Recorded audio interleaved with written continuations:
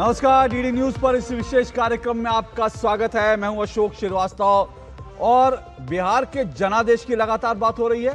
बात बिहार की हो रही है, बात बिहार की बनने वाली सरकार की हो रही है। मैं हूं अशोक श्रीवास्तव और आपको हम तमाम विस्तार से आज बताएंगे कि दरअसल बिहार विधानसभा चुनाव में जो चुनाव पूरा हो चुका है और अब तो एग्जिट पोल भी आ चुके हैं और जो नतीजे होंगे उन नतीजों का इंतजार है।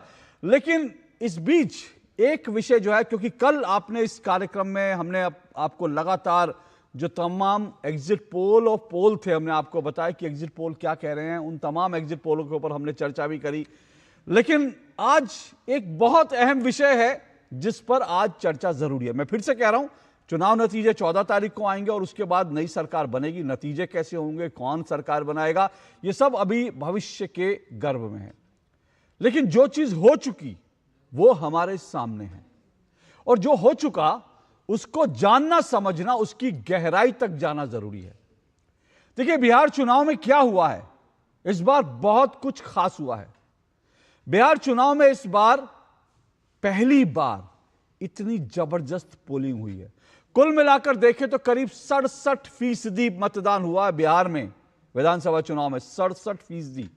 बिहार में अब तक जितने चुनाव हुए उनमें कभी भी विधानसभा चुनाव में इतना मतदान नहीं हुआ। 67% पोलिंग हुई है। और जानते हैं, इसमें अगर महिलाओं की बात करें तो महिलाओं की पोलिंग 71% है और महिलाओं ने पुरुषों की तुलना में 8% ज्यादा मतदान किया है। आप सोचिए कितना बड़ा जो है बिहार का यह संदेश है। सिर्फ बिहार नहीं बल्कि पूरे देश के लिए एक बड़ा संदेश है।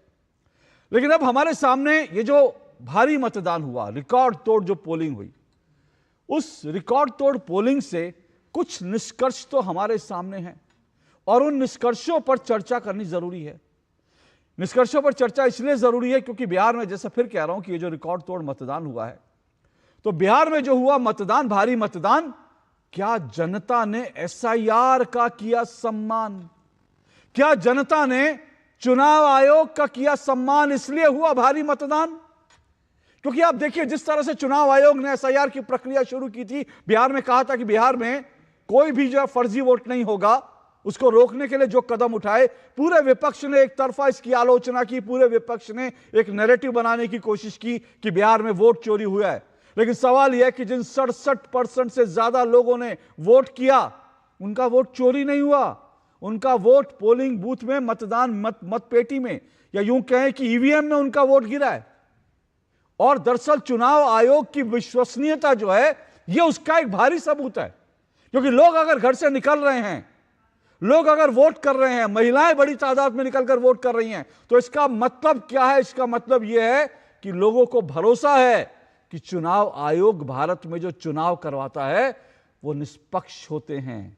चुनाव आयोग ने एसआईआर की जो प्रक्रिया चलाई वो निष्पक्ष थी।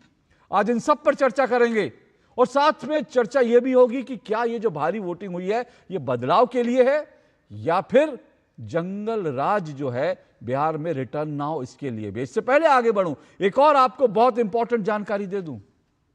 कई राज्यों में जहां चुनाव होते हैं, अक्सर हम देखते हैं कुछ ना कुछ गड़बड़ी होती है, उसके बाद रीपोलिंग कराई जाती है। लेकिन बिहार के इस बार के चुनाव इसलिए भी बड़े खास हैं क्योंकि एक भी जगह रीपोलिंग कराने की नौबत नहीं आई। पूरी तरह से शांतिपूर्ण और संतोषजनक रहे चुनाव, और इसीलिए इसी पर आज हम चर्चा करेंगे। इससे पहले कि मैं आगे बढ़ूं, अपने मेहमानों से भी परिचय आपका करवाऊं, आपको बता दूं, एक छोटी सी रिपोर्ट देख लेते हैं इस चुनाव को लेकर, क्योंकि बिहार को लोकतंत्र की जननी भी कहते हैं। तो बिहार लोकतंत्र की जननी है। बिहार ने इस बार के चुनाव में इतिहास रच दिया। चुनाव आयोग के विशेष प्रयासों ने इसे बिहार के चुनावी इतिहास का सबसे सफल चुनाव बना दिया है। देखिए रिपोर्ट, उसके बाद अपने मेहमानों से डिस्कस करेंगे।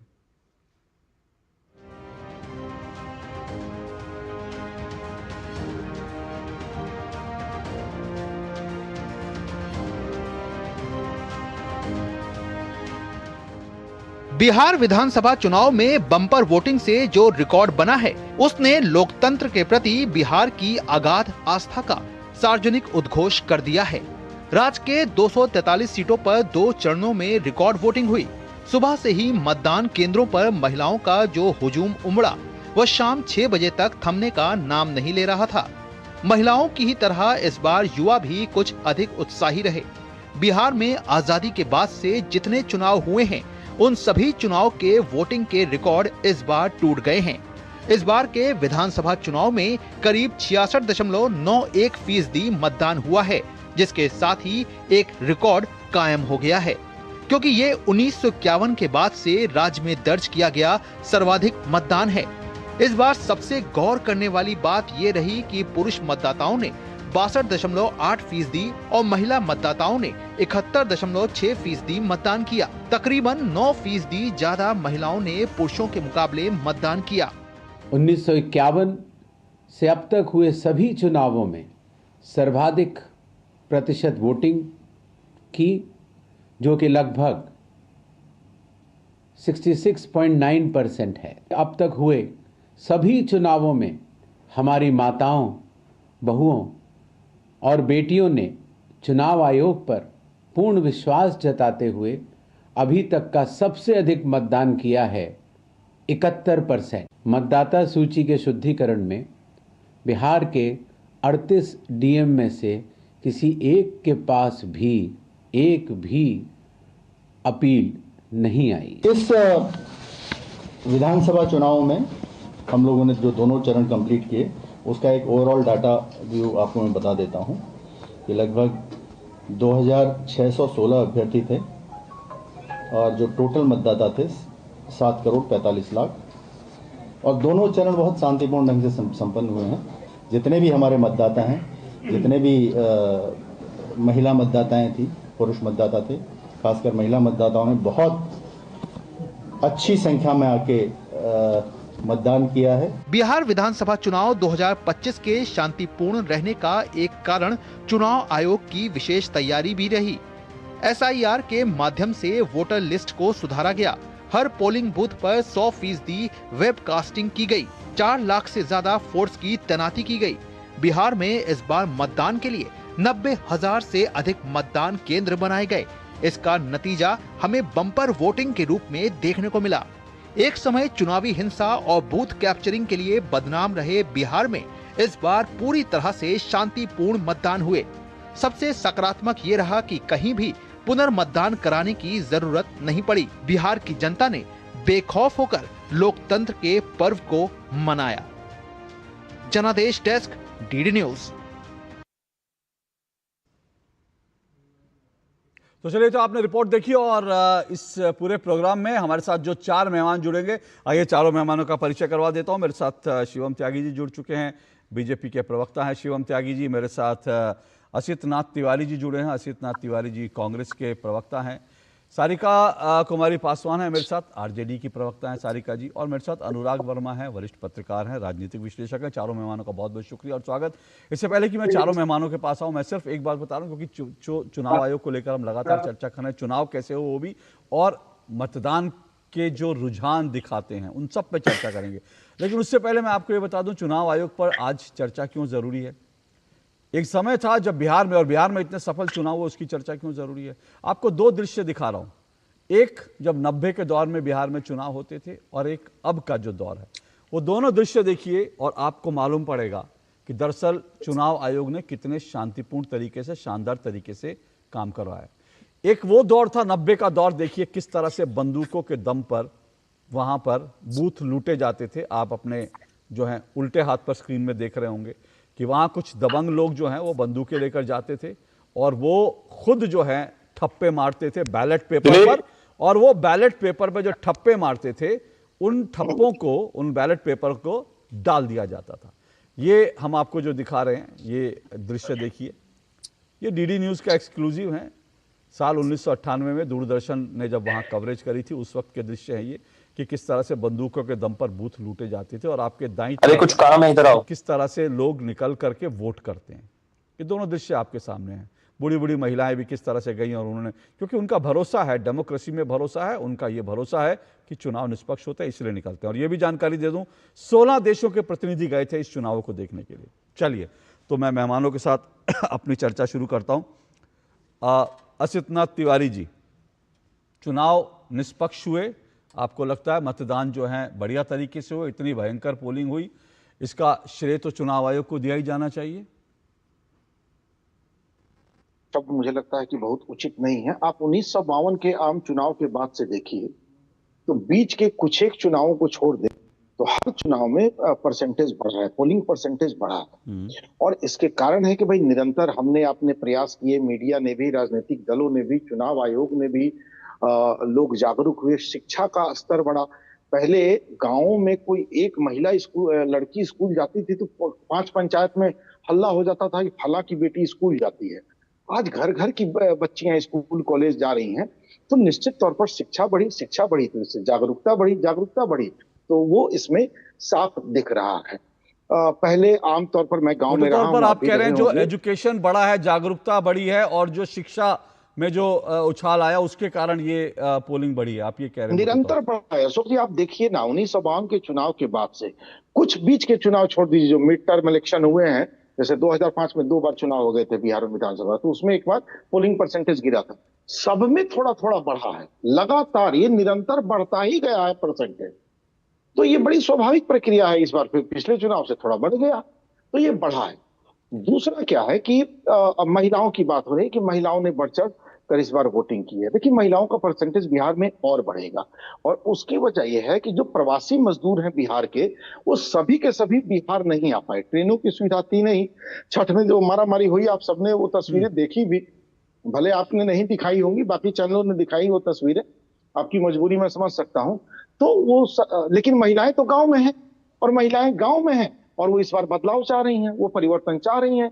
तो वो निकली घरों से और आके उन्होंने वोट किया, तो महिलाओं का परसेंटेज उसकी वजह से आपको बढ़ा हुआ दिख रहा है। अब जो एक 90 की तस्वीर आप दिखा रहे थे, 90 के दशक की, उत्तर प्रदेश में भी 90 के दशक में वही स्थिति थी, वहां भी बूथ लूटे जाते थे। मध्य प्रदेश में भी 90 के दशक में वही स्थिति थी, वहां भी बूथ लूटे जाते थे। राजस्थान में वही स्थिति थी, वहां भी बूथ लूटे।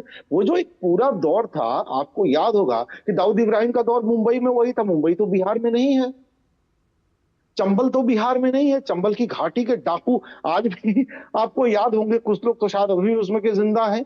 चंबल के डाकू, वो तो बिहार में नहीं था। वो पूरा दौर था उत्तर भारत में अपराधियों का बोलबाला था। सिर्फ बिहार को बदनाम करने का काम किया गया, ये बहुत बुरी बात है, और आज भी वो कुत्सित प्रयास किया जा रहा है, ये और बुरी बात है।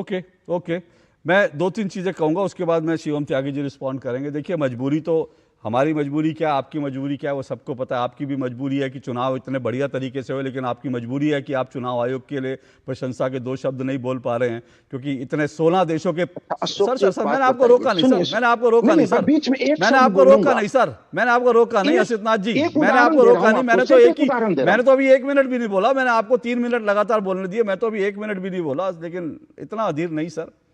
तो मैं तो ये कह रहा हूं, मजबूरी आपने हमारी बताई, मैं आपकी मजबूरी बता रहा हूं सर। मजबूरी सबकी, मजबूरी कुछ कुछ होती है। आपकी मजबूरी है कि चुनाव आयोग को आप श्रेय नहीं दे पा रहे, इतना शानदार चुनाव होने के। आपने कहा आपने कहा 16, मैं ये भी बता दूं, फिर से बता रहा हूं, 16 देशों के प्रतिनिधि आए थे बिहार में चुनाव देखने के लिए, और उन सब ने कहा कि इस तरह से निष्पक्ष और शानदार चुनाव उन्होंने बहुत कम देखे हैं। ये 16 देशों के जो प्रतिनिधि आए थे, ये उनके थोड़े बड़े हैं। सर बोल रहा हूं सर, मैं आपको मौका दूंगा सर। इतना अधीर नहीं है तिवारी जी, इतना अधीर नहीं तिवारी जी। डेमोक्रेसी है तिवारी जी, मुझे भी तो बोलने का अधिकार है सर। डेमोक्रेसी में मुझे तो अधिकार देंगे सर। डेमोक्रेसी तो थोड़ा सा लोकतंत्र का सम्मान हम करें। मैं आपके बीच में नहीं बोला। और एक बात कह के मैं शिवम जी के पास जा रहा हूं। देखिए, ये ठीक है, शिक्षा जागरूकता बढ़ती है, लेकिन इसी जगह पर आप देखिए, दिल्ली में, जिस जगह में बैठा हूं, क्या दिल्ली में, बैंगलोर में, क्या बिहार से ज्यादा पढ़े लिखे लोग नहीं हैं? बिहार में शिक्षा, अगर मैं एजुकेशन का बैकग्राउंड देखूं, दिल्ली में, बैंगलोर में, वहां 50-50% मतदान होता है सर, 50-50%। इसलिए मैं कह रहा हूं कि एसआईआर की जो प्रक्रिया हुई, उससे डेमोक्रेसी में और चुनाव में पारदर्शिता और लोगों का भरोसा बढ़ा है। लेकिन आपके तर्क अपनी जगह, मैं उसका सम्मान करता हूं। शिवम त्यागी जी, रिस्पॉन्ड करिए। अशोक जी, सबसे पहले तो मैं एक चीज कहना चाहता हूं कि वोट परसेंटेज को अगर आपको सिर्फ तौलना है वहां की शैक्षणिक अधिकार से और शैक्षणिक आधार से, तो दिल्ली, मुझे लगता है कि केरला, उसके बाद कर्नाटका, तमाम ऐसे राज्य हैं जहां पर जो एजुकेशन स्केल है वो बहुत ऊपर है। लेकिन बावजूद उसके बिहार में अगर महिलाएं 74% वोट करती हैं और पुरुष अगर 64% वोट करते हैं और टोटल अगर 66% वोट शेयर होता है, तो आपको क्रेडिट तो देना पड़ेगा चुनाव आयोग को कि कहीं ना कहीं जिस तरीके से एक माहौल बनाया गया, जिस तरीके से बिहार के लोगों का चुनाव आयोग में एक विश्वास बढ़ता हुआ दिखाई दिया, कहीं ना कहीं प्रोसेस में विश्वास बढ़ता हुआ दिखाई दिया, इसको आप डिनाई कर ही नहीं सकते। एक जमाने में 6 चरण में चुनाव होते थे, 5 चरण में चुनाव होते थे, फिर 3 चरण में चुनाव होने लगे, आज 2 चरण में चुनाव हो गए हैं। और आदरणीय गृह मंत्री जी ने कहा कि जिस तरीके से नक्सलिज्म और माओवाद और तमाम चीजों पर हम कंट्रोल कर रहे हैं और गुंडा राज पर कंट्रोल कर रहे हैं, वो दिन दूर नहीं सिर्फ एक चरण में चुनाव होया करेगा। और अगर ऐसा होगा, जो कि होगा ही, क्योंकि 2 चरणों में तो अब चुनाव होते ही है, तो इसके लिए आपको इलेक्शन कमीशन को क्रेडिट तो देना पड़ेगा। नाराज हूं, विषय अलग है, जाहिर है सबकी अपनी अपनी मजबूरियां हैं, जैसे आपकी गिना दी थी उनकी भी अपनी मजबूरी है कि भाई सारी दुनिया की तारीफ कर देंगे। अभी आप इनसे कह देते भारत के दुश्मन देश की तारीफ कर दो, 2 शब्द तो उसके लिए भी बोल ही देते, लेकिन चुनाव आयोग के लिए इनके पास कोई शब्द नहीं। खैर कोई बात नहीं, मैं बस एक ही चीज कहना चाहता हूं, बहुत ही शानदार तरीके से चुनाव हुआ, बहुत ही शानदार तरीके से चुनाव कंडक्ट हुआ, कोई किसी तरह की कंप्लेंट नहीं आई, कोई किसी तरह का इशू नजर नहीं आया, किसी भी जिले के संबंधित जिलाधिकारी के पास कोई विषय में कंप्लेंट नहीं पहुंची, और ये बेहद शानदार बात है। लेकिन बावजूद उसके आज फिर भी मैं आज सुबह से लेकर और कल शाम तक इसी बात की तैयारी करूंगा कि परसों सुबह जब मैं आपके साथ डिबेट कर रहा हूं तो कहीं ना कहीं मुझे जवाब वोट चोरी पर ही देने होंगे, क्योंकि वही निकल कर आना है अंततः। एनडीए जब प्रचंड बहुमत के साथ सरकार बनाएगा तो इनके पास यही एक होना है कि वोट चोरी हो गई। लेकिन अंततः फिर भी मैं ये चीज कहना चाहता हूं कि बेहद शानदार पार्टिसिपेशन और इंजीनियर्ड वे में जिस तरीके से बिहार ने वोट किया वो बेहद शानदार रहा। एनडीए परसों यानी कि 14 तारीख को प्रचंड बहुमत के साथ सरकार में आएगा और सबके सामने वो स्थिति क्लियर होगी। लेकिन एक चीज को बहुमत हुआ, अब जो है प्रचंड जो है पोलिंग हुई है, अब सब अपने अपने हिसाब से इस पोलिंग के मायने निकाल रहे हैं। विपक्ष की तरफ से कहा जा रहा है और कई जो है विपक्ष के कई राजनीतिक विश्लेषक भी कह रहे हैं जो हैवी पोलिंग हुई है उससे ये कि बदलाव के लिए पोलिंग होती है। अब ये तो ठीक है, ये तो वक्त बताएगा, लेकिन कहीं आप तो नहीं है कि आप तो नहीं कहेंगे ना कि भाई ईवीएम जो एग्जिट पोल आपके पक्ष में आए थे और उसके बाद जो है अगर कहीं खुदा ना खास्ता जो है जो आप सोच रहे हैं चुनाव नतीजे वैसे नहीं आए तो आप तो नहीं कहेंगे ना कि वोट चोरी होगी? आप तो नहीं ये वादा कर रहे हैं कि आप तो नहीं कहेंगे ना कि भैया जो है दरअसल एग्जिट पोल जो है वो डॉक्टर थे ये वो करके? अशोक जी, हमारा तो, मैं हाथ जोड़कर भारतीय जनता पार्टी के प्रवक्ता होने के नाते कहना चाहता हूं, हमारा तो खट्टा मीठा अनुभव रहा ही है एग्जिट पोल्स के साथ। आपको याद होगा इंडिया शाइनिंग के नारे में 2004 में हमें सब जिता रहे थे, लेकिन उसके बाद स्थिति क्या हो गई? 2024 में भी अगर हम बात करें तो हमें कहीं ना कहीं एग्जिट पोल्स ने अच्छा सर्ज दिखाया था, लेकिन बावजूद उसके नतीजे उस स्तर पर नहीं आ पाए। मैं मानता हूं कि कोई भी संस्थान, कोई भी न्यूज चैनल अपनी क्रेडिबिलिटी को गिराकर सर्वे नहीं करेगा। 2 दिन के लिए वो कोई सर्वे अगर दिखाएंगे तो पूरी मेहनत और निष्ठा के साथ दिखाएंगे, और उन्होंने, मुझे पूरी उम्मीद है कि ग्राउंड पर उन्होंने अपने स्तर पर पूरी मेहनत की होगी। लेकिन जाहिर है कि आप जब इस तरीके से मेथोडोलॉजी में जाते हो और इस तरीके के काम में जाते हो तो कई बार नतीजे किसी हद तक आपके पक्ष में होते हैं, कई बार नहीं होते। लेकिन इसका यह मतलब नहीं उन्होंने मेहनत नहीं की, और दूसरा इसका मतलब यह भी है कि आप बाय एंड लार्ज एक तरीके से लेते हैं। मैं किसी एक पर्टिकुलर सर्वे की बात नहीं कर रहा हूं या किसी एक चैनल की। अगर आप पोल्स और पोल में भी जाएंगे तो देखेंगे कि एनडीए को हर एक न्यूज चैनल जो है, हर एक एजेंसी जो है, वो सब सर्च दिखा रही है और प्रचंड बहुमत दिखाती है। उसी के आधार पर मैं कह रहा हूं, और इसके अलावा ग्राउंड पर जो काम हुआ है, ग्राउंड पर जो चीजें हुई है, ग्राउंड पर जो स्थिति देखने को नजर आई, आप देखेंगे कि फिर से प्रो इनकम्बेंसी में एनडीए जो है प्रचंड बहुमत के साथ आएगा। ठीक है सारिका जी, आप चुनाव जिस तरह से कंडक्ट हुए आप संतुष्ट हैं? क्योंकि ये भी एक बड़ा इंटरेस्टिंग फैक्ट है कि कहीं पर भी रीपोलिंग की नौबत नहीं आई, और इंटरेस्टिंग बात ये भी है, मतलब जो तमाम पॉलिटिकल पार्टी के जो बूथ लेवल एजेंट्स थे उनकी ओर से कोई शिकायत भी दर्ज नहीं कराई गई। तो क्या ये माना जाए कि ये चुनाव जो है फ्री एंड फेयर हुए? देखिए अशोक जी, सबसे पहले तो मैं आपने प्रोमो दिखाया और आपने 1990 से पहले की एक तस्वीर दिखाई और आपने अभी 2025 में हुए चुनाव की भी एक तस्वीर दिखाई। बिल्कुल, मैं तो आपको बताना चाहूंगी उसमें थोड़ी सी कि 1990 से पहले सच में बूथ लूट लिया जाया करता था, और उसमें पहले एक और बात हुआ करता था कि सामंतियों के गांव में चुनाव के बूथ हुआ करते थे और दलित टोलों से जो लोग हैं ना उन बूथों तक पहुंच भी नहीं पाते थे। लेकिन जब 1990 के बाद वही बूथ दलितों के टोले में बनने लगे, जब लालू प्रसाद यादव जी की सरकार बनी तो बदलाव की एक आंधी बही और वोटिंग की प्रतिशत में बढ़ोतरी होनी शुरू हुई और दलित और पिछड़े लोग जो है ना अपने मतों का प्रयोग करना शुरू किए। अभी भी स्थिति देखिए आप, इतने सालों के बाद भी ललन सिंह जैसे व्यक्ति ने क्या कहा कि लोगों को हुआ, आपने देखा कि किस तरीके से बहुजनों के माथे को फोड़ा गया। इस तरह की कई घटनाएं जो है सुनने को मिली, लेकिन फिर भी हमने, चूंकि भाई लोकतंत्र का बहुत बड़ा त्योहार था और हमारे दुश्मन जो है वो हर तरह की शाम दाम दंड भेद लगा ही रहे थे, लेकिन चलिए ठीक है, बहुत अच्छे से वोटों की प्रतिशत में बढ़ोतरी हुई और बढ़ चढ़ के लोगों ने वोट किया, बदलाव के लिए किया। निश्चित रूप से अभी जो 8% महिलाओं की बढ़ोतरी जो दिखाई दे रही है, इन महिलाओं ने भी बढ़ चढ़ कर हिस्सा लिया और वोट जो उनका था वो बिहार के विकास और महिलाओं के सम्मान और हर घर में, बिहार के वासियों के हर एक घर में सरकारी नौकरी हो, इसके लिए लोगों ने वोट किया है। निश्चित रूप से बदलाव के लिए वोट किया है। और हम एग्जिट पोल में बिलीव नहीं करते हैं, हम एग्जैक्ट पोल में बिलीव करते हैं। अरे 2024 अभी बीता ही कितने दिन पहले हुआ है, ये लोग कहते थे 400 पार हो जाएगा, 400 पार हो जाएगा, पूरे देश में एक हवा इन्होंने क्रिएट रखा था, लेकिन हुआ क्या भाई, 250 में तो औंधे मुंह गिर गए थे ये भारतीय जनता पार्टी वाले लोग। मतलब काटो तो खून नहीं था कि समझ नहीं आ रहा था इनको कि अब क्या होगा भाई, कैसे जवाब देंगे। लेकिन देखिए हम लोग तो पहले भी लोकतंत्र में भरोसा करते थे और हम आज भी करते हैं, और हम इसलिए कह रहे हैं कि 14 तारीख को हम बैठ करके आपके साथ अशोक जी बात करेंगे और एग्जैक्ट क्या पोलिंग हुई बिहार में, ये बढ़े हुए 8%, चाहे महिलाओं के वोट हो, चाहे पहले चरण की संख्या हो या दूसरे चरण का, इन पे हम एग्जैक्टली बात करेंगे, 14 तारीख को बात करेंगे। लेकिन एक बात तो जरूर मैं पूर्ण रूपेण पूरे कॉन्फिडेंस के साथ कह सकती हूं कि बिहार के लोगों का मैंडेट जो है इस बार बिहार में सरकार बदलने के लिए है।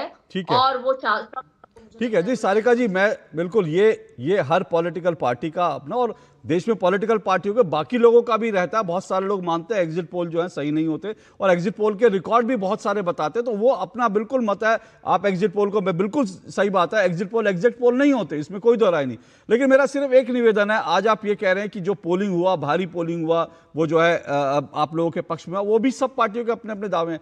मेरी कंसर्न सिर्फ एक ही है। मैं आज विनेश फोगाट जी को सुन रहा था। विनेश फोगाट जी जो है वो कांग्रेस की अब जो है वो विधायक है हरियाणा से। विनेश फोगाट जी का बयान था कि उन्होंने कहा कि भाई अगर ये बहुत शानदार पोलिंग हुई बिहार में, और साथ साथ उन्होंने कहा कि हम लोग जीत रहे हैं, लेकिन अगर वो लोग जीत गए तो वोट चोरी हुई।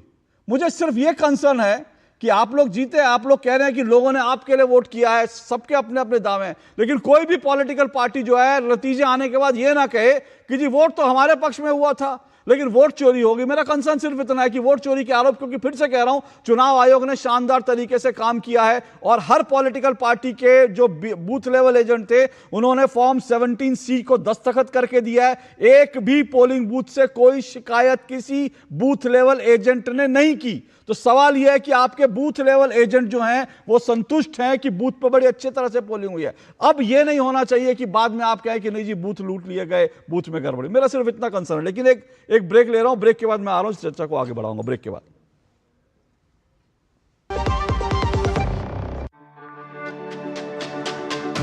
मेरी पसंद, मेरी पसंद, मेरी पसंद, मेरी पसंद, हमारी पसंद, हम सबकी पसंद। मजबूत देश का मजबूत सरिया हो गया स्टील।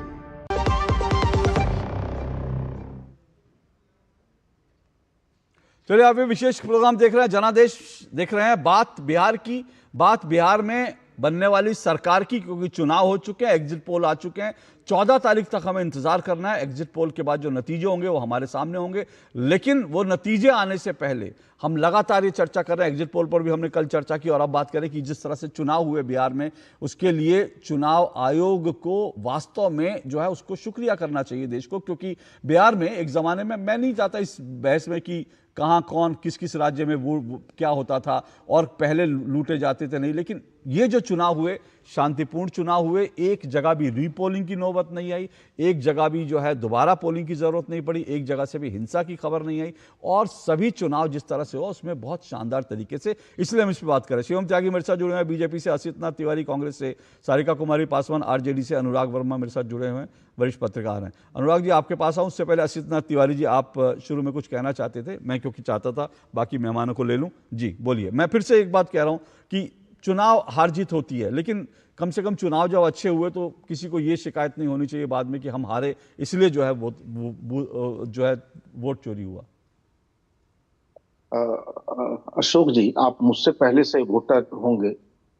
आप जब वोट देने जाते हैं तो आपके एक उंगली में स्याही लगती है कि दोनों में लगती है? आप बताइए। एक में लगती है। एक में? एलजेपी-आर की एक सांसद है, एलजेपी-आर एनडीए का गठबंधन है, शांभवी चौधरी। और शांभवी चौधरी ने मीडिया के सामने अपने दोनों उंगलियां ऐसे बारी बारी से दिखा दी, दोनों में स्याही लगी थी।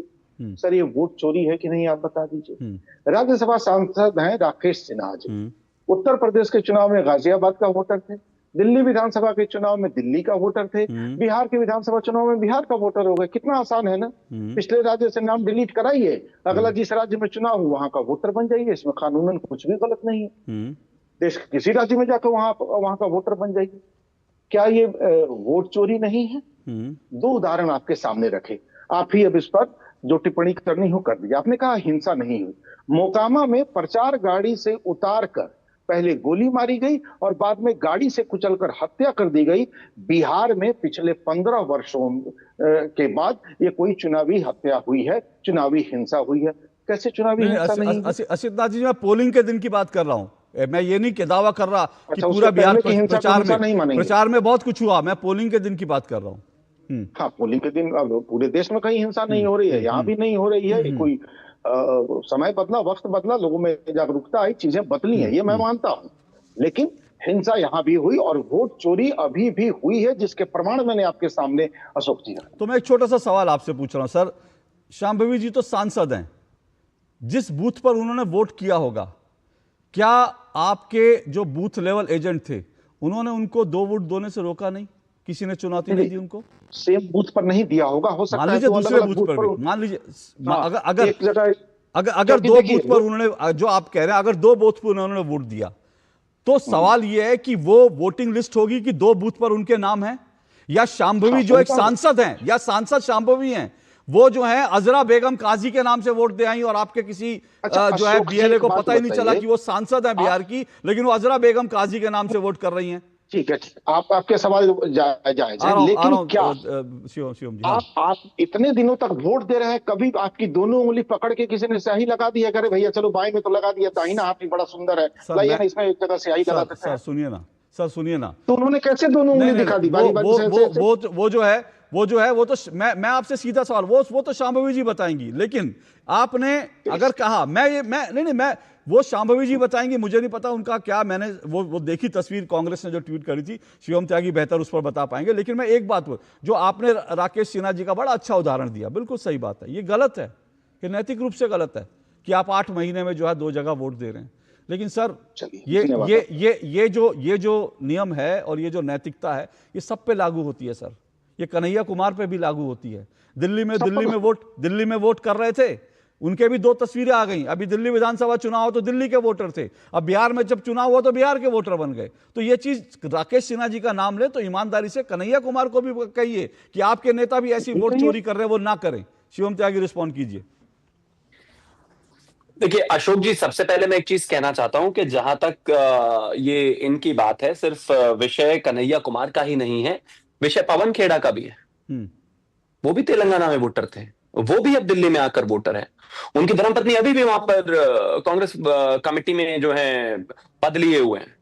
इसके अलावा और भी काफी लोग हैं। इसके अलावा तेजस्वी यादव के भी 2 वोट और शांभवी चौधरी जी के 2 वोट हो ही नहीं सकते। आपके हर एक रेस्पेक्टिव कैंडिडेट के पास एक लिस्ट चुनाव से पहले जाती है। आपको लगता है कि शांभवी चौधरी डॉटर ऑफ अशोक चौधरी के किसी के पास भी नाम आए होंगे और वो चुनाव आयोग के संज्ञान में अभी तक नहीं है, और आपके कैंडिडेट्स के संज्ञान में भी नहीं है, और आपके बीएलओ के संज्ञान में भी नहीं है, और आपके एजेंट्स के संज्ञान में भी नहीं? कैसे संभव है ये?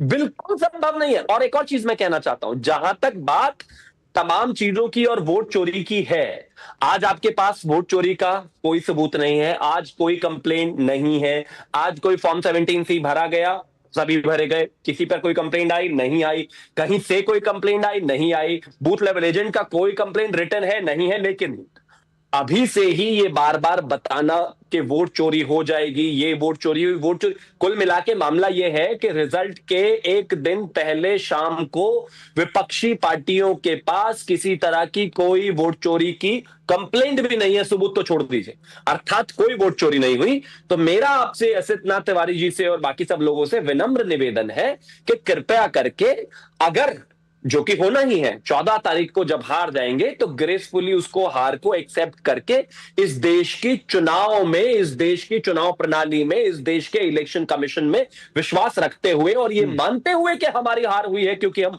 परफॉर्म नहीं कर पाए, ये चले जाए। देश के संस्थानों को सिर्फ इसलिए गाली ना दे क्योंकि देनी है। सच तो यह है कि कोई एक भी कंप्लेंट नहीं है अभी तक। ओके, मैं एक बात इससे पहले कि आगे बढ़ूं, क्योंकि मैंने कहा महिलाओं ने बहुत भारी संख्या में वोट करा, ये एक इंटरेस्टिंग बात है और ये बड़े अच्छी बात है। 8%, ये छोटा मोटा आंकड़ा नहीं है। अब ये 8% महिलाओं ने इसलिए किया क्योंकि जो है तेजस्वी यादव ने उनसे 30,000 का वादा किया था, एनडीए ने 10,000 रुपए उनके अकाउंट में डाले थे, या वो जंगल राज के रिटर्न से वो नहीं चाहती थी कि बिहार में जंगल राज का रिटर्न हो। क्योंकि फिर से कह रहा हूं, जंगल राज रिटर्न हमारा कोई कॉन्सेप्ट नहीं है, हम नहीं कह रहे। जैसे असित नाथ जी ने बताया, बिल्कुल ठीक कहा उन्होंने कि देश के बहुत सारे उत्तर भारत के राज्यों में और दक्षिण भारत में भी कई जगह पर ऐसा होता था कि वहां पर जो है बंदूकों के दम पर चुनाव लूटे जाते थे। लेकिन जंगल राज, ये पटना की जो अदालत है, जो हाई कोर्ट है, ये शब्द उसका दिया हुआ है, किस कंटेक्स्ट में दिया वो भी छोड़ दीजिए। और जंगल राज को क्यों कहा जाता है मैंने आपको बताया, कौन जीता कौन हारा छोड़ दीजिए। लेकिन इस तरह से बिहार में और कई जगह पर जो है बूथ लूटे जाते थे, अब वो चीज नहीं हो रही। इसलिए ये चुनाव आयोग का, फिर से कह रहा हूं, इसलिए चुनाव आयोग, भारत का चुनाव आयोग धीरे धीरे एक एक चीज बढ़िया कर रहा है और एसआईआर भी उसी प्रक्रिया का हिस्सा है। और जंगल राज की जो बात होती है उसके मैं आपको डेटा तो दिखा ही रहा हूं। इस बार प्रधानमंत्री को भी जाकर वहां कट्टा का जिक्र करना पड़ा, कई लोगों को खराब लगा कि पीएम कट्टे जैसे शब्द का इस्तेमाल कर रहे हैं। लेकिन क्यों किया? क्योंकि वहां पर गाने बन रहे थे, भैया को आने दो सत्ता में, कट्टा सटा के उठा लेंगे घर से। ये गाने वहां चुनावी गाने बन रहे थे। तो जरा सुनिए, पीएम ने भी इसको मुद्दे को उठाया, तो ये भी क्या हुआ, इसको भी सुन लेते हैं एक बार, जरा सुनिए।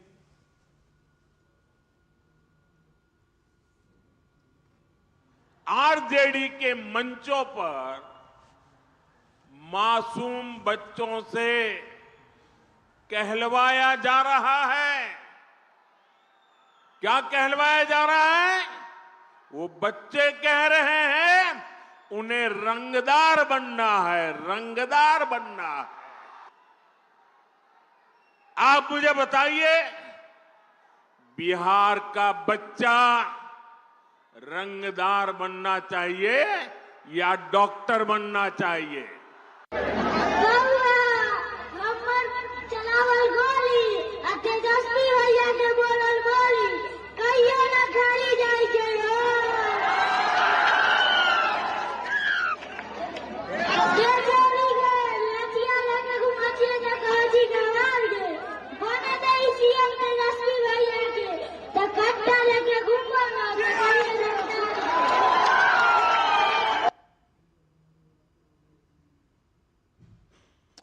तो ये देखिए कि बिहार में ये सब कुछ हुआ और इसीलिए जो है, मुझे नहीं पता वोटर्स पर इस सब का क्या इम्पैक्ट पड़ा होगा, पर सारिका जी वो तो बच्चा था और बच्चे को रंगदारी क्या होती है नहीं पता होगा, उसको ये भी नहीं पता होगा कि कट्टा भैया।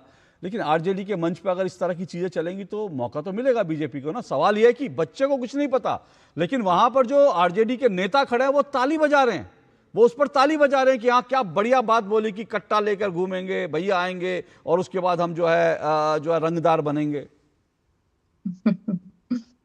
नहीं, देखिए अशोक जी, सबसे पहले तो आपने कहा कि हाई कोर्ट का ये वर्डिक्ट था जंगल राज को, मैंने वर्डिक्ट नहीं, उनकी टिप्पणी थी हाई कोर्ट की। जी जी हाँ, तो मैं वहां बस थोड़ी सी सुधार करना चाहूंगी कि हाई कोर्ट ने ये जरूर कहा था, लेकिन कहा किसको था? नगर निगम को जल जमाव को लेकर के एक विषय था जिस विषय पे उन्होंने कहा था।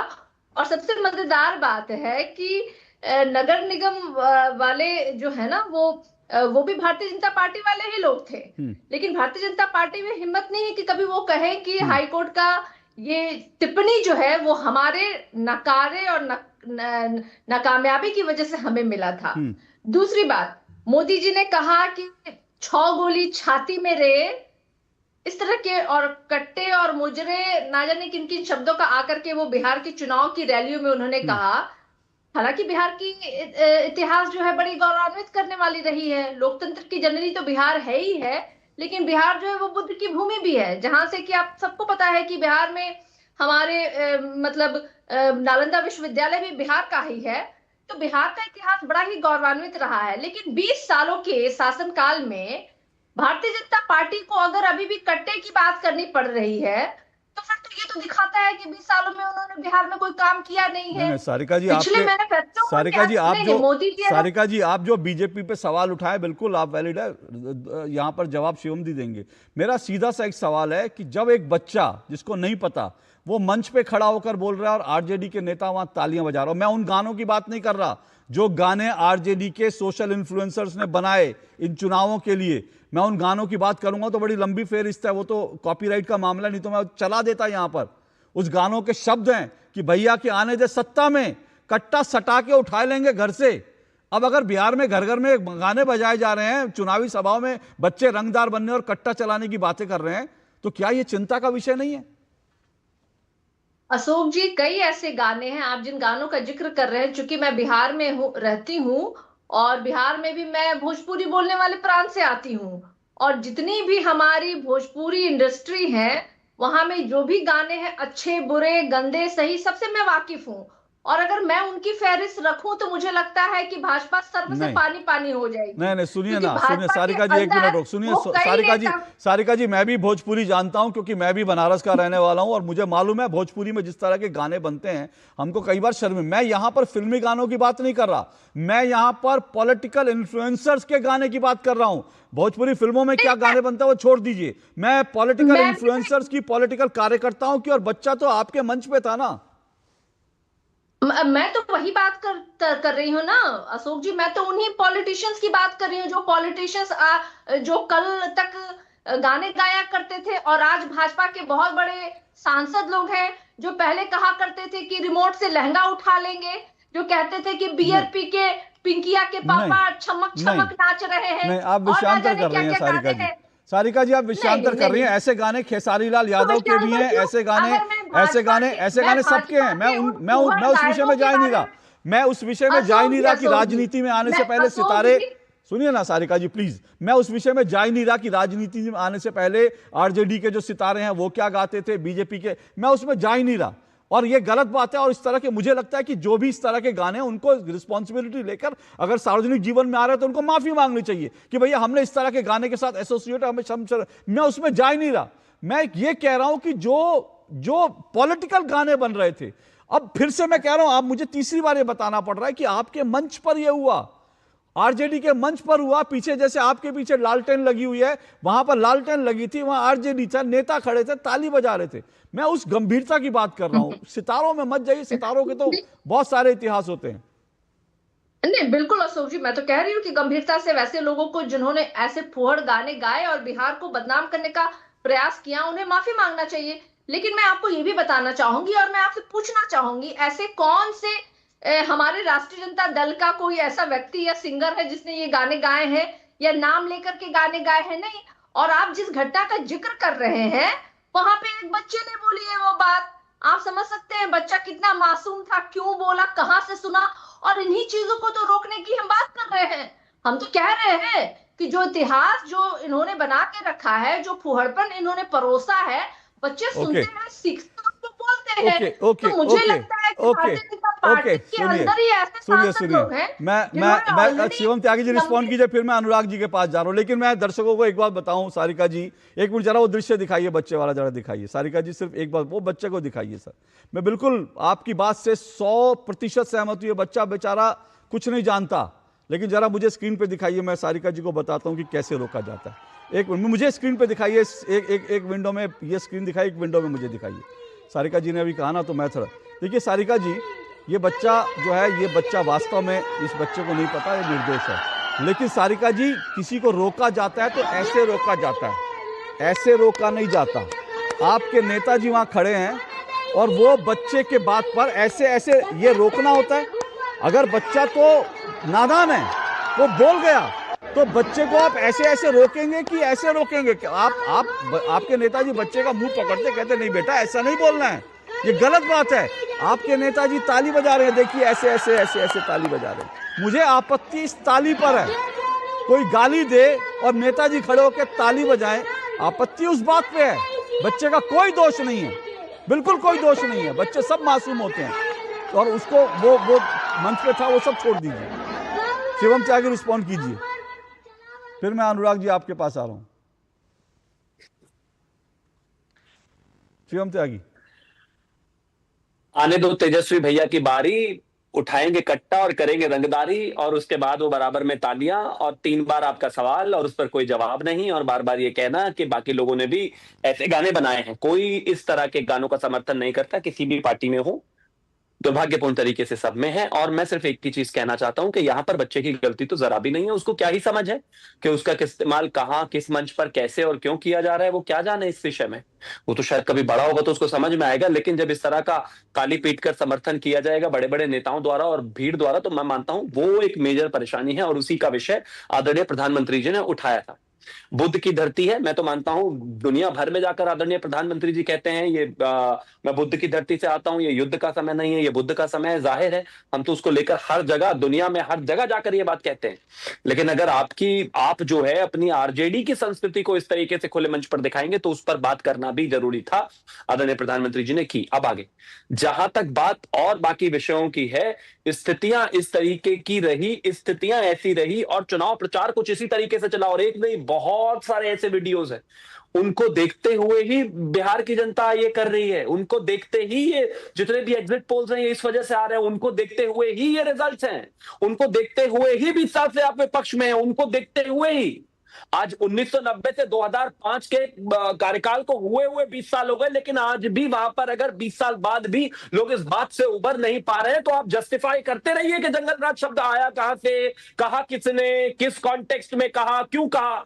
शब्द से परेशानी नहीं है लोगों को, लोगों ने जिया है वो जंगल राज, इसलिए वो उससे बाहर निकलने को तैयार नहीं है, और इसलिए वो आज भी आपको मौका देने के लिए तैयार नहीं है। और इसलिए कि पिता पर लगे हुए चार्जेस आज भी बेटा अपने ऊपर से हटा नहीं पा रहा है, यही वजह है, क्योंकि लोगों ने उसको जिया है। और उसी का रिजल्ट ये जो सामने है आपको एग्जिट पोल्स में दिखाई दे रहा है, और एग्जैक्ट पोल्स में भी दिखाई देगा। फिर से कह रहा हूं, लोगों ने किसके लिए वोट किया है 14 तक इंतजार करेंगे। लेकिन अनुराग वर्मा, ऐसी क्या मजबूरी है विपक्ष की कि इतने शानदार चुनाव के बाद भी चुनाव आयोग के लिए एक शब्द कोई नहीं निकाल रहा कि भाई बढ़िया काम किया, शाबाशी दे देते हैं?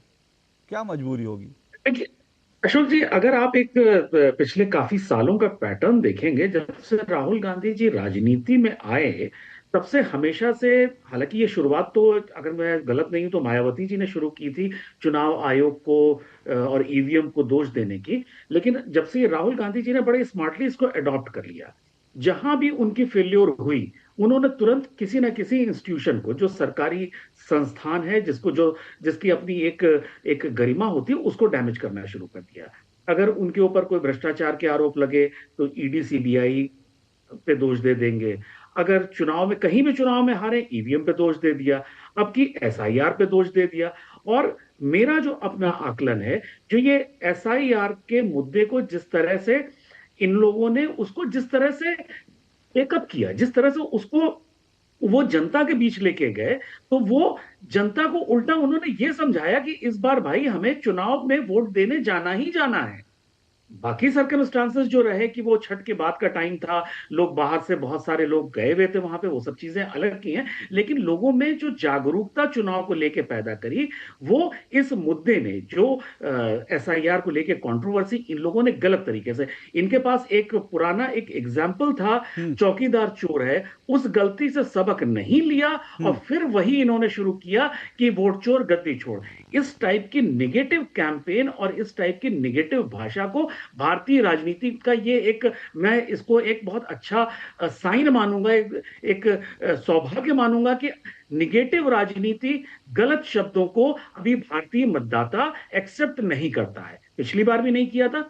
मुझे इस बार लगता है कि जो हमारे एग्जिट पोल जो अभी बोल रहे हैं, शायद वो इस बार भी नहीं कर रहा है। एक चीज अशोक जी और भी थी, अभी हम लोग ने जंगल राज की बात करी, मैं इस चीज को लेकर थोड़ा सा चिंतित था कि जो अभी नया मतदाता है, जो पिछले 10 सालों से वोट डाल रहा है, उसने नहीं देखा है जंगल राज क्या होता है, उसे नहीं पता जंगल राज क्या होता है, कहीं वो उस ट्रैप में ना आए। भाई देखिए, आरजेडी के पास कोई भी रोड मैप नहीं है। बातें कहीं भी खड़े हुए किसी भी मंच से कुछ भी बोल दिया कि हम हर घर वाले को सरकारी नौकरी दे देंगे, हम इतना पैसा तुम्हारे में डाल देंगे, हम तुम्हारे घर में एक बोरी राशन, जो भी जो मर्जी आए बोल दिया, क्योंकि उनके पास कोई रोड मैप नहीं है।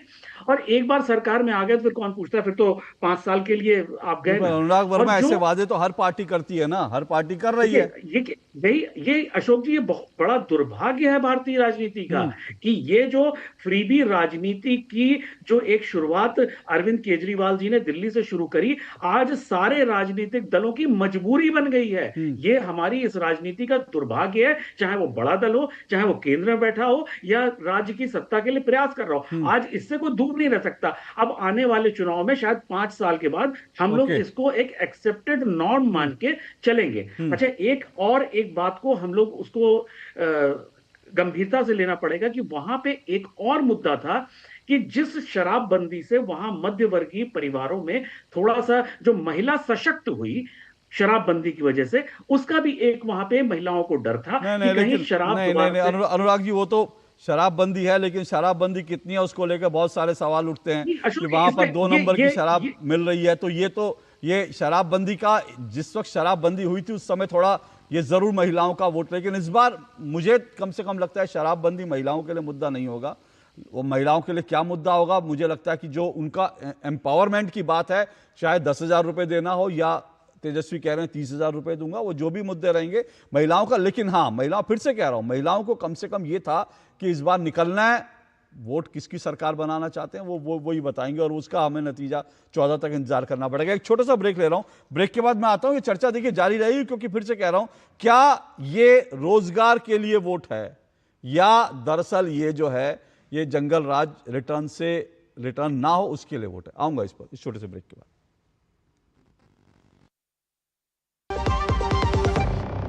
जब धरती चीर कर निकलता है लोहे का पत्थर और मिलता है मोंगिया के जोश से, फिर तपता है, पिघलता है और बनता है फौलाद। अब होता है सरिया सारी खूबियों के साथ। मोंगिया स्टील, मजबूत देश का मजबूत सरिया। चलिए, विशेष कार्यक्रम आप देख रहे हैं जनादेश, जिसमें हम बात कर रहे हैं बात बिहार की और बात बिहार की आने वाली सरकार की, क्योंकि चुनाव नतीजे के लिए हमें 14 तक इंतजार करना पड़ेगा। पर बिहार में मतदान हो चुका है, पोलिंग जो है वो हो चुकी है। पोलिंग के जो रिजल्ट हैं वो हमारे सामने है। पोलिंग बड़ी शानदार हुई, जबरदस्त हुई। बिहार के लोगों ने पूरे देश को एक संदेश दिया कि आपको निकलना है, घर से निकलकर वोट देना। और खासकर महिलाओं ने तो क्या खूब जबरदस्त पोलिंग की, उसके लिए जो है महिलाओं की जितनी तारीफ करें कम है। और एग्जिट पोल के नतीजे भी आ चुके हैं। एग्जिट पोल ये कह रहे हैं, एग्जिट पोल सभी एग्जिट पोल लगभग 1-2 एग्जिट पोल को छोड़ दें तो 13-14 जितने एग्जिट पोल हमारे सामने जिनके नतीजे वो एक तरफा कह रहे हैं कि वहां पर बीजेपी की, एनडीए की, जेडीयू की सरकार बनती जा रही है। ये देखिए एग्जिट पोल के नतीजे भी हम आपको दिखा रहे हैं। लेकिन जाहिर सी बात है कि अब क्योंकि एग्जिट पोल के नतीजे जो हैं एनडीए के पक्ष में है, महागठबंधन कह रहा है कि एग्जिट पोल के नतीजों को हम नहीं मानते, असल नतीजे उनके पक्ष में होंगे। लेकिन असल नतीजे क्या होंगे, और बड़ी बात फिर से कह रहा हूं कि ये जो हैवी पोलिंग हुई ये क्या सिग्निफिकेंट है, इसका क्या मायने है, लोग घर से निकले क्यों निकले, क्या उनको एसआईआर में चुनाव आयोग में भरोसा है इसलिए निकले कि उनको लग रहा है इस बार चुनाव जो है बड़े शानदार तरीके से कराए जा रहे हैं, चुनाव आयोग ने जो सुविधाएं दी वोट के लिए उससे प्रभावित होकर निकले, या फिर रोजगार के लिए निकले कि उनको लगा रोजगार के लिए वोट देना है, या फिर दरअसल जंगल राज की रिटर्न बिहार में ना हो इसलिए वोट दे रहे। तमाम चीजें जिन पर हम चर्चा कर रहे हैं। मेरे साथ 4 मेहमान जुड़े हुए हैं, शिवम त्यागी, असितनाथ तिवारी, सारिका कुमारी पासवान, अनुराग वर्मा मेरे साथ जुड़े हुए हैं। तो असितनाथ जी, क्या कहेंगे आप, ये जो हैवी पोलिंग हुई है, आपको क्या लगता है क्या मुद्दे जनता के लिए थे जो जनता ने निकलकर इतनी हैवी पोलिंग करी? मान्य अवधारणा है, हालांकि अवधारणा कई बार टूटी है, लेकिन जो मान्य अवधारणा है कि भाई एग्रेसिवली पोलिंग होती है तो वो एंटी इनकम्बेंसी की वजह से होती है, सत्ता बदलने के लिए होती है। लेकिन ये अवधारणा सिर्फ है, ये अवधारणा कई बार टूटी भी, हम इसे टूटता हुआ भी देखे हैं। ये मान लेना कि एसआईआर पर इतना भरोसा लोगों को था कि लोग मुंबई, दिल्ली, अहमदाबाद से कामकाज छोड़ के वोट डालने आ गए। आप तभी से बात कर रहे हैं तो मुझे हंसी भी आ रही है। भाई ये बिल्कुल सत्य नहीं है। छठ में लोग आए, छठ में लोग आए और छठ में लोगों ने वोटिंग की। पिछला चुनाव भी हुआ था, वो भी आयोग ने ही करवाया था। 1952 का चुनाव भी चुनाव आयोग ने ही करवाया था। लोग तब भी घरों से निकले थे, वोटिंग की थी। आज जो मजदूर क्लास है, दलित वर्ग है, अनपढ़ लोग थे, तब इतनी जागरूकता नहीं थी। निरंतर एक जागरूकता के साथ लोग आगे आए और साल दर साल हमने परसेंटेज ऑफ वोट बढ़ता हुआ देखा है। अब एक वर्मा जी कह रहे थे रोड मैप की बात कि भाई आरजेडी के पास कोई रोड मैप नहीं है। 2014 में नरेंद्र मोदी जी ने वादा किया था कि 100 दिन के भीतर स्विस बैंक का काला धन वापस नहीं लाया तो चौराहे पर। मुझे नहीं लगता अनुराग वर्मा जी का कोई वीडियो मैंने देखा हो कि इन्होंने उसका कोई रोड मैप पूछा हो। 2 करोड़ लोगों को सालाना रोजगार, क्या उसका कोई रोड मैप था? आतंकी कैसे घुस जाते हैं सीमा पर, तो आपकी सुरक्षा है, आपकी निगरानी है, ये हथियार कैसे आ जाते हैं भाइयों बहनों? मैं उनसे पूछना चाहता हूं। पुलवामा हो गया, पठानकोट हो गया, अभी हाल में दिल्ली हो गया, कैसे आता है? अब प्रधानमंत्री जी नहीं बता पा रहे, इसका भी कोई रोड मैप उनसे नहीं पूछा गया आज तक साहब। तो नरेंद्र मोदी के पास कोई रोड मैप नहीं। वो मंचों पर खड़े होकर तमाम झूठ फेंक ले, लेकिन कोई दूसरा वादा करते तो इनके पास तो कोई रोड मैप ही नहीं है जी। ये तो बिना रोड मैप के आदमी है। कहा गया था 100 दिन के भीतर आने वाला काला धन, 35 रुपए लीटर मिलने वाला पेट्रोल, 2000 करोड़ रोजगार, कहाँ है सब चीजें? कहाँ इसका रोड मैप? फुजूर आज तक। आतंकी कैसे घुस जाते हैं, हथियार कैसे आ जाता है, कहाँ इसका कोई रोड मैप? सर वर्मा साहब। ओके संतोष भाई आप रुकिएगा, पूछा था मैंने। 1 मिनट रिस्पॉन्ड ले लेते हैं, आपने कहा है तो रिस्पॉन्ड ले लेते हैं। अनुराग वर्मा, फिर उसके बाद शिवम त्यागी रिस्पॉन्ड करना चाह रहे हैं। ये जो राजनीतिक सवाल है उसका जवाब भाजपा के प्रवक्ता ने वो ज्यादा अच्छा है। मेरा सवाल ये है कि क्या आरजेडी ने क्या कैलकुलेशन किया कि वहां कितने परिवार हैं, कितने नौकरियां होंगी, किस तरह से दिया जाएगा? मैं आप ये राजनीतिक जो आपने प्रश्न उठाया है वो राजनीतिक है कि मैंने भाजपा से पूछा या नहीं पूछा। अगर मैं आपसे पूछ रहा हूं तो आप भाजपा की बात कर रहे हैं, आपके पास रोड मैप है कि नहीं? मैं उसके बाद मैं शिवम त्यागी से पूछ लेता हूं कि वो जो वादा कर रहे हैं कि वो इतना पैसा दे रहे हैं, वो शिवम त्यागी से मैं पूछ लूंगा। आप अपना बता दीजिए कि आपने क्या कैलकुलेशन करके जो वादे किए हैं, मैं एक छोटी सी बात, तिवारी जी 1 मिनट रिस्पॉन्ड कीजिएगा। मैं छोटी सी एक बात जोड़ दूं, फिर मैं शिवम आपके पास भी आ रहा हूं, क्योंकि पॉलिटिकल सवाल जो बीजेपी की तरफ है शिवम त्यागी। लेकिन एक चीज मुझे नहीं पता कैलकुलेशन किसने किया नहीं किया, लेकिन हम पत्रकारों ने, राजनीतिक विश्लेषकों ने वो कैलकुलेशन किया था। बिहार का बजट 3,17,000 करोड़ का सालाना बजट है, और ये जो वादे किए गए थे ये करीब 12 से 13 लाख करोड़ के वादे हैं। 12 से 13 लाख करोड़। अब 3,17,000 करोड़ का जो बजट है बिहार का, वो 20 महीने के अंदर वो जो है 4 गुना कैसे हो जाएगा? ये कैलकुलेशन को अगर लेकर सवाल पूछे जाए तो ये सवाल बड़े वैलिड हैं, इसमें किसी को तकलीफ नहीं होनी चाहिए, बल्कि बताना चाहिए। और मैं पहले भी बता चुका हूं, फिर से बता रहा हूं। आप ये देखिए कि यूरोप के कई देशों में जो तमाम पॉलिटिकल पार्टियां जो अपने वादे करती है ना, उसका उनको फाइनेंशियल हिसाब देना होता है अपने घोषणा पत्र में कि हम जो ये वादा कर रहे हैं उसके लिए पैसा ये होगा, ये बजट, वो अपने बजट, अपने चुनाव घोषणा पत्र का बजट भी देते हैं। भारत में तो ये फ्री फॉर ऑल है, आप वादे जो कर दीजिए उसके बाद पूरे हो ना हो। बोलिए तिवारी जी। अब मैं घटना याद दिलाता हूं अशोक जी, आपको याद होगा सुशील कुमार मोदी जी तब जीवित थे और बिहार का उप मुख्यमंत्री थे।